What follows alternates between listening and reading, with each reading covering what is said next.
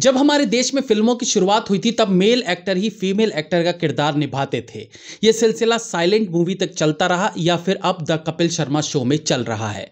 लेकिन इनके अलावा बॉलीवुड में मेल एक्टर्स ने मेल किरदार ही निभाए और फीमेल एक्ट्रेस ने फीमेल किरदार ही निभाए।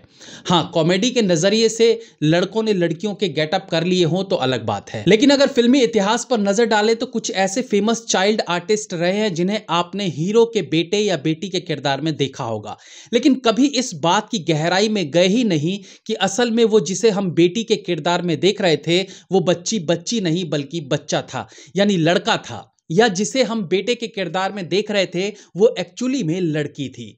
ऐसे कुछ शॉकिंग चाइल्ड आर्टिस्ट की हम चर्चा करेंगे। वेलकम टू पलट तेरा ध्यान किधर है।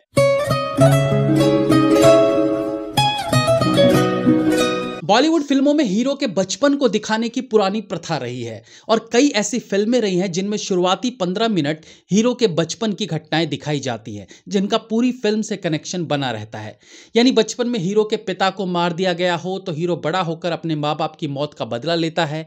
ऐसे में उसके बचपन के सीन की इंपॉर्टेंस बढ़ जाती है।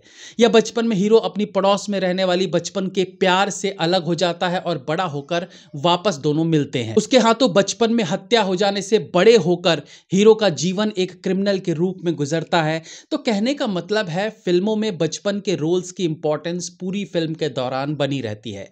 लेकिन कई ऐसी फिल्में भी रही हैं जिनमें इन बच्चों के किरदार मात्र 15 मिनट के ना होकर पूरी फिल्म में रहते हैं और चाइल्ड आर्टिस्ट द्वारा निभाए कई ऐसे किरदार हैं जो यादगार बन गए। इन पॉपुलर चाइल्ड आर्टिस्ट पर हमने 2 एपिसोड्स बनाए हैं जिनका लिंक आपको ऊपर आई बॉल में मिल जाएगा। आज हम कुछ ऐसे चाइल्ड आर्टिस्ट की बात करेंगे जिन्होंने लड़के होकर लड़की का किरदार निभाया या कभी कभार लड़की होकर लड़के का किरदार भी निभाया, और बहुत कम लोग इनके बारे में जान पाए क्योंकि ये देखने को मिला है कि अक्सर जो पॉपुलर चाइल्ड आर्टिस्ट रहे हैं वो बड़े होकर कभी लीड एक्टर्स नहीं बन पाए, इसलिए कभी लोगों को पता ही नहीं चल पाया कि बचपन में इसने कौन सा रोल निभाया था। बाकी आज के कई ऐसे स्टार्स हैं जिन्होंने बचपन में एक आध चाइल्ड आर्टिस्ट वाले रोल जरूर किए लेकिन फिर वो प्रोफेशनल चाइल्ड आर्टिस्ट नहीं थे। एक्ट्रेस डेजी ईरानी की बात करें तो बचपन में जब एक दिन वो अपने भाई की शर्ट पहनकर सड़क पर घूम रही थी तो डायरेक्टर विपिन गुप्ता की नज़र उन पर पड़ी जो अपनी फिल्म के लिए एक छोटे लड़के की तलाश कर रहे थे जो उनकी फिल्म में एक्टिंग भी कर सके। उन्होंने डेजी को देखा तो उन्हें लगा घुंघराले बाल वाला ये बच्चा लड़का है। उन्होंने डेजी के माँ बाप से बात की तो पता चला वो लड़की है। विपिन गुप्ता को लगा कि क्या फर्क पड़ता है, जब मैं ही नहीं पहचान पाया तो लोग भी नहीं पहचान पाएंगे। माँ बाप को मनाया और उन्होंने 1956 में रिलीज्ड फिल्म टकसाल में डेजी ईरानी को एक मेल लड़के के रूप में दिखाया।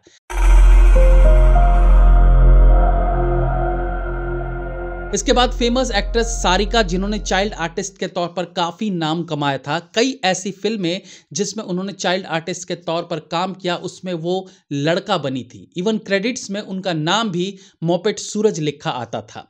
1969 की ज्योति फिल्म में भी वो मोपेट सूरज के नाम से जानी गई और वही 1970 की देवी फिल्म में भी उनका नाम मोपेट सूरज ही लिखा आता है। इसके अलावा 1970 की बालक फिल्म में वो दीपू नाम से लड़के का किरदार निभाती हैं और 1971 में छोटी बहू फिल्म में भी वो मेल चाइल्ड आर्टिस्ट गोपी के किरदार में दिखी थी। फेमस चाइल्ड आर्टिस्ट में मास्टर बिट्टू का नाम भी आता है जिन्होंने अनेकों फिल्में मेल चाइल्ड आर्टिस्ट के तौर पर काम किया है, लेकिन 1976 की नागिन जैसी फिल्मों में वो बच्ची के रोल में भी देखने को मिले थे। इसी तरह से मशहूर चाइल्ड आर्टिस्ट बेबी गुड्डू ने बड़े से बड़े सुपरस्टार के साथ काम किया, लेकिन उन्होंने भी कुछ ऐसी फिल्में की जिनमें लड़की होते हुए भी उन्होंने लड़के का किरदार निभाया, जैसे कि फिल्म नगीना में। 11 साल की एज में चाइल्ड आर्टिस्ट के तौर पर लोग अपने करियर की शुरुआत करते हैं, लेकिन बेबी गुड्डू ने 11 साल की उम्र तक करीब 26 फिल्मों में अभिनय करके संन्यास भी ले लिया। अभी वो दुबई में अपनी फैमिली के साथ है।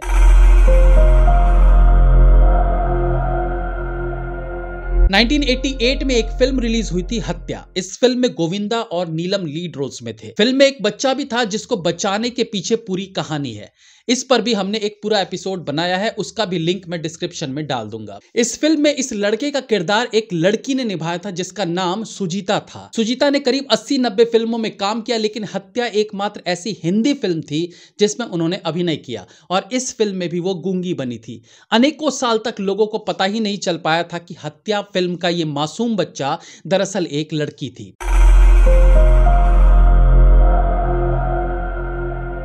अब बात करते हैं एक ऐसी फिल्म की जिसके ब्लॉकबस्टर होने में बच्चे की भी अहम भूमिका रही थी।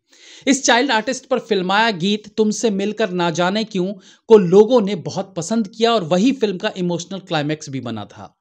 इस फिल्म में मिथुन के बेटे का किरदार निभाने वाले एक्टर एक्चुअली एक लड़की थी जिसका नाम है विष्णुप्रिया पंडित। फिल्म के क्रेडिट में उनका नाम वंडरफुल चाइल्ड विकी के तौर पर दिखाया गया था, जिसकी क्या आवश्यकता थी ये समझ से परे है। शायद इसलिए कि लोगों को पता न चले कि मिथुन के बेटे का किरदार निभाने वाला असल में एक लड़की है।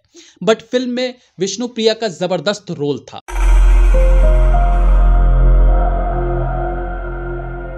1986 में रिलीज्ड फिल्म अधिकार, जिसके लीड रोल में राजेश खन्ना ने काम किया था, उस फिल्म में भी राजेश खन्ना के बेटे के किरदार में विष्णुप्रिया ही नजर आई थी।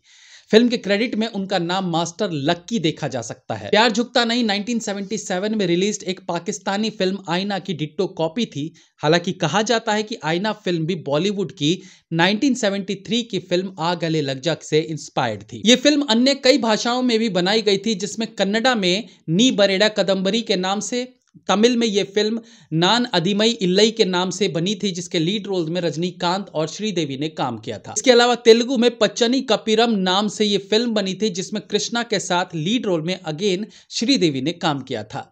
1989 में फिल्म को बंगाली में भी बनाया गया। इसमें प्रसन्नजीत चटर्जी ने मुख्य भूमिका निभाई थी।